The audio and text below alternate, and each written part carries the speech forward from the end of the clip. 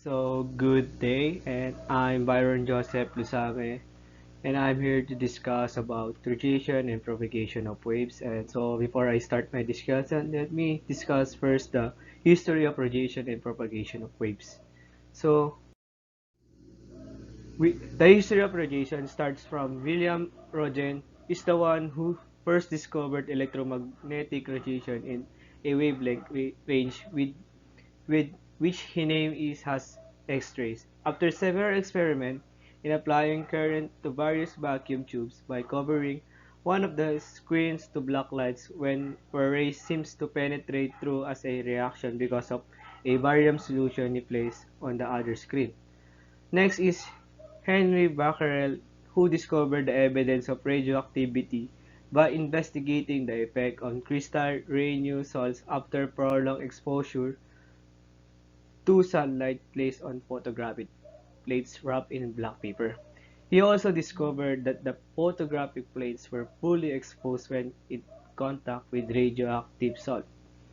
Radioactive was coined by Marie Curie by, together with her husband Pierre Curie.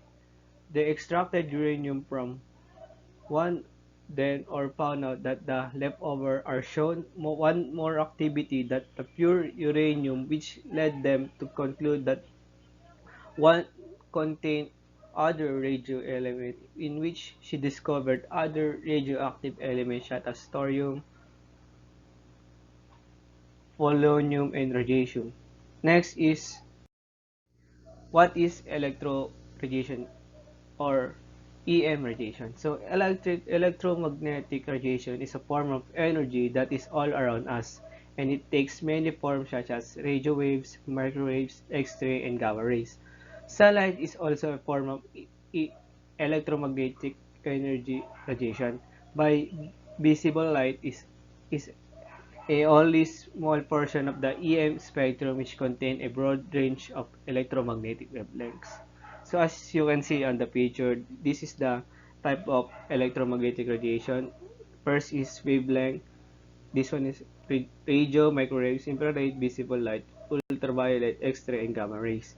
So next is, what is propagation of waves? So wave propagation is any of the waves wherein in waves travels due to the course of oscillation relative to the propagation direction. We can differentiate longitudinal wave and transverse wave. So in longitudinal waves, the displacement of the medium is in the same direction or in the opposite direction, whereas the particles of the medium move parallel to the propagation of the wave.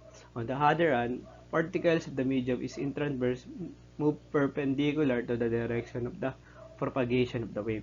For electromagnetic waves, propagation may occur in a vacuum as well as in the material medium. Other wave type cannot propagate through a vacuum and need a transmission medium to exist. So, the definition of terms of free-space isotropic model polarization. So, for free-space, free-space is a concept of electromagnetic theory usually referred to be a perfect vacuum, devoid of all particles. The term is most often used in classical electromagnetism, where it refers to a reference state sometimes called classical vacuum. If the properties of a material are identical in all directions, the material is said to be isotropic. These do not show characteristics such as birefringence, optical activity, and dispersion due to different refractive index because this direction is independent. In contrary, in contradiction, properties of a material that depend on the direction is called anisotropic. So next is polarization. Polarization is a property of certain electromagnetic radiation in which the direction and magnitude of the vibrating electric field are related in a specific way. So next is optical properties of the radiation. Right? First is reflection.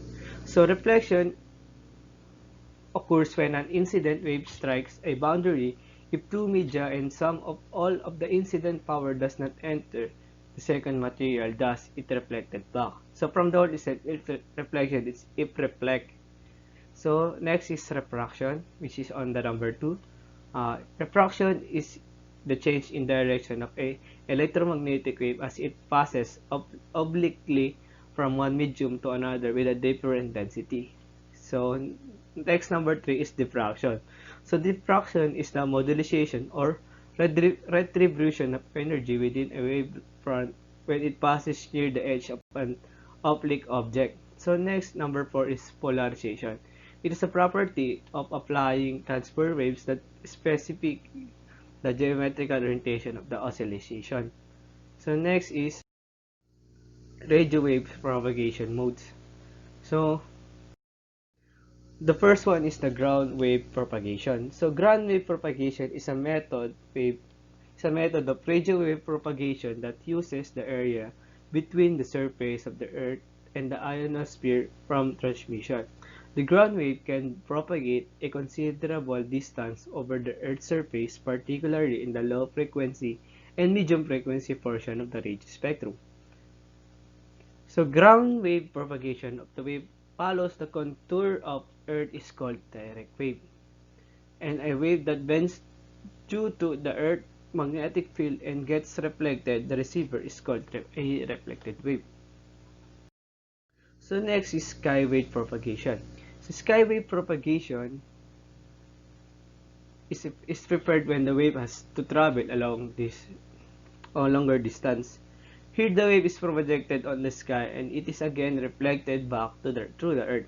Through skywave or skip refers to the propagation of waves reflected or refracted back toward Earth from ionosphere, an electrically charged layer of the upper atmosphere.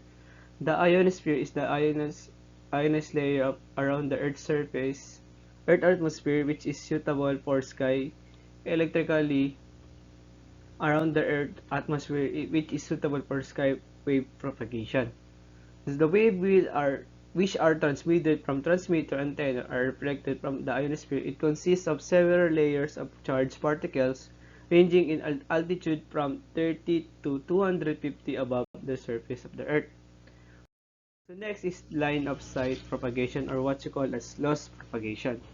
As the name implies, the wave travels a minimum distance of sight, which means it travels to the distance up to which a naked eye can see. Then we need to employ an amplifier cum transmitter here to amplify the signal and transmit it again.